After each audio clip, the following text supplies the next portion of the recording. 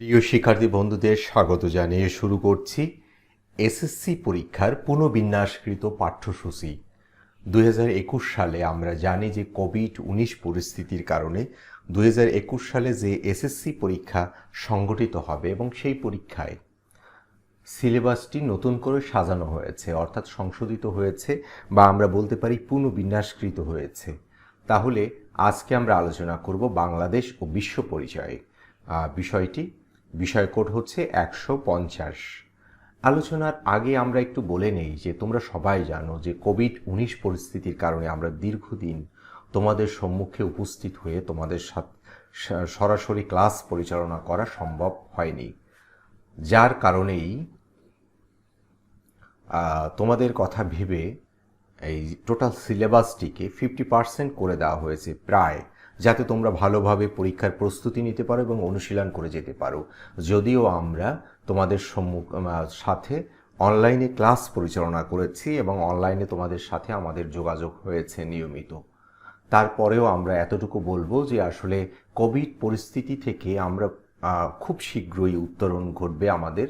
আমরা কোভিড পরিস্থিতি কাটিয়ে আমরা সরাসরি তোমাদের সম্মুখে উপস্থিত হয়ে খুব শীঘ্রই শিক্ষা প্রতিষ্ঠানে যেয়ে ক্লাস নেওয়া সম্ভবপর হবে। তখন তোমাদের সাথে আমাদের সরাসরি মতবিনিময় হবে বা সরাসরি ক্লাস করার সুযোগ হবে তোমাদের। তাহলে আমরা আলোচনার আগে একটু ঢাকা শিক্ষা বোর্ড কর্তৃক যে নির্দেশনা সেটি আমরা একটু দেখে নিচ্ছি। এখানে লেখা দেখতে পাচ্ছি যে এসএসসি পরীক্ষা 2021-এর জন্য সংশোধিত পুনর্বিন্যাসকৃত পাঠ্যসূচি, এটা ফেব্রুয়ারি 4 তারিখে প্রকাশিত হয়েছে। এবং আমরা আরও একটা লেখায় দেখতে পাচ্ছি এখানে জাতীয় শিক্ষাক্রম ও পাঠ্যপুস্তক বোর্ড বাংলাদেশ কর্তৃক প্রেরিত এসএসসি পরীক্ষা 2021-এর জন্য সংশোধিত পুনর্বিন্যাসকৃত পাঠ্যসূচি। আমরা একটু সম্পূর্ণ নির্দেশনাটুকু দেখি।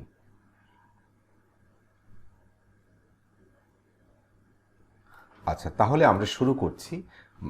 বিষয় হচ্ছে বাংলাদেশ ও বিশ্ব পরিচয়।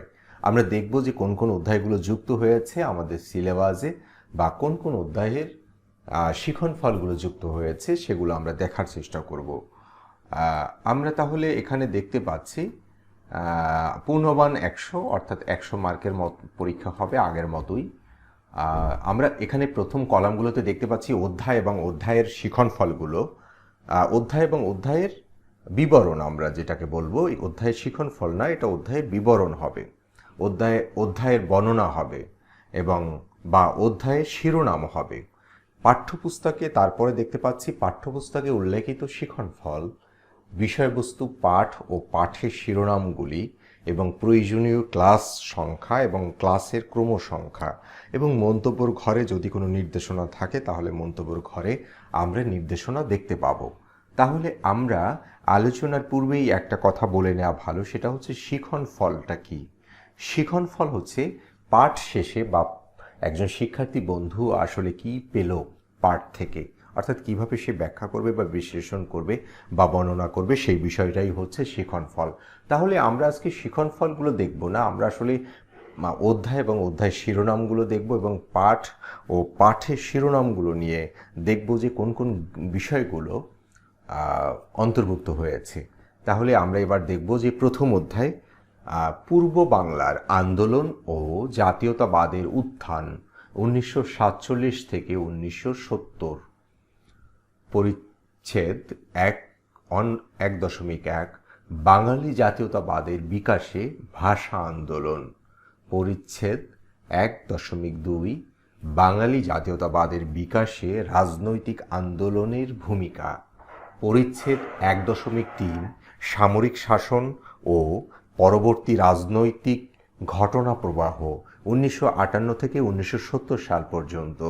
তাহলে আমরা দেখতে পাচ্ছি এখানে প্রথম অধ্যায় আমাদের প্রথম 3টি ক্লাসের মাধ্যমে আমরা অনুশীলন সমাপ্ত করব এবং দ্বিতীয় অধ্যায় স্বাধীন বাংলাদেশ, দ্বিতীয় অধ্যায় হচ্ছে স্বাধীন বাংলাদেশ, পরিচ্ছেদ 2.1 মুক্তিযুদ্ধের প্রস্তুতি, সশস্ত্র মুক্তিযুদ্ধ ও স্বাধীন বাংলাদেশের অভ্যুদয়, পরিচ্ছেদ 2.2 স্বাধীন বাংলাদেশ।